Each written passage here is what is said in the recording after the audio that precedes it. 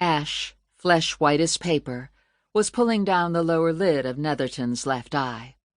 Her hand quite black with tattoos, a riot of wings and horns, every bird and beast of the Anthropocene extinction, overlapping line drawings of a simple yet touching precision.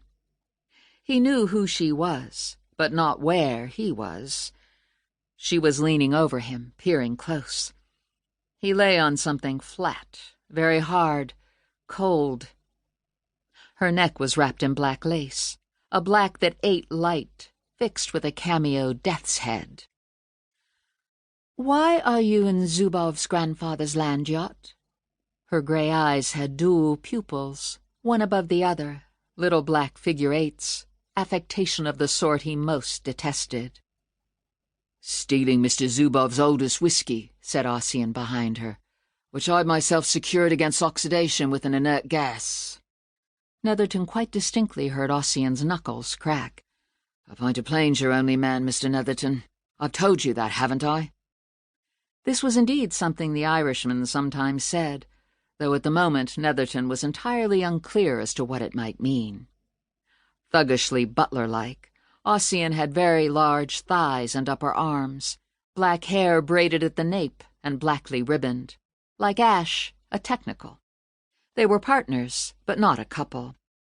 They minded Lev's hobbies for him, kept his Polt world sorted. They'd know about Daedra then, and Aelita. Ossian was right about the whiskey. The congeners in brown liquors.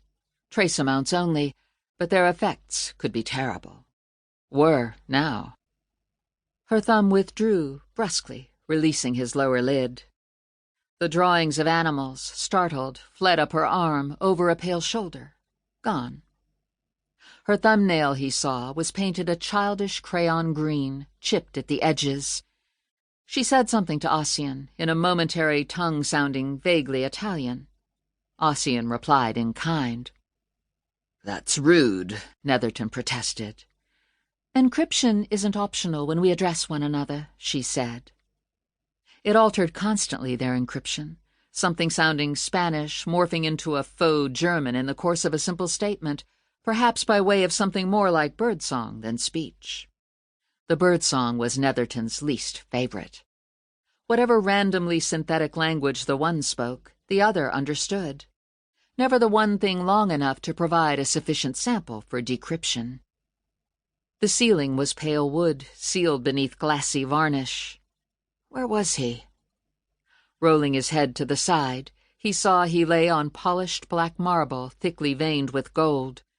This began to rise now beneath him, taking him with it, then stopped. Ossian's hard hand seized his shoulders, lifting him to an approximate sitting position on what seemed to have become the edge of a low table. "Hold yourself upright, man," the Irishman ordered. "Flop, and you'll crack your skull." Netherton blinked, still not recognizing the place. Was he in Notting Hill? He hadn't known Lev's house to have a room this small, and particularly not in its basements. The walls were the color of the ceiling, blonde veneer. Ash took something from her reticule, a triangular lozenge of plastic, pale green, translucent, frosted like drift glass. Like all of her things, it looked slightly grubby. She slapped its softness against the inside of his right wrist. He frowned as he felt it move slightly, bloodlessly settling incomprehensibly thin tendrils between the cells of his skin. He watched her doubled pupils flick, reading data only she could see. "It's giving you something," she said, "but you mustn't drink on top of that, not at all. You mustn't take liquor from the vehicles again, either." Netherton was watching the intricate texture of her bustier, which resembled a micro-miniature model of some Victorian cast-iron station roof, its countless tiny panes filmed as by the coal smoke of fingerling locomotives, yet flexing as she breathed and spoke. Or rather was observing his vision sharpen, brighten, as the Medici had its increasingly welcome way with him. "Mr. Zubov," said Ossian, meaning Lev's father, and coughed once into a fist, "may at any time require his father's land yacht." Not inclined to let Netherton off, but really, what was the problem? Lev wouldn't be concerned with a single bottle, regardless of its age.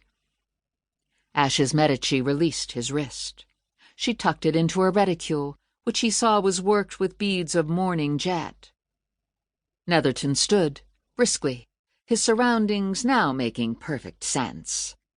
A Mercedes land yacht, something Lev's grandfather had commissioned for a tour of Mongolian deserts. There was no place for it at the house in Richmond Hill, so Lev's father kept it here. The empty bottle, he now remembered, was in a toilet somewhere to the right. But they obviously knew that. Perhaps he should look into getting one of these things, these hangover alleviators. "Don't even think about it," Ash said gravely, as if reading his mind. "You'd be dead in a month, 2 at most."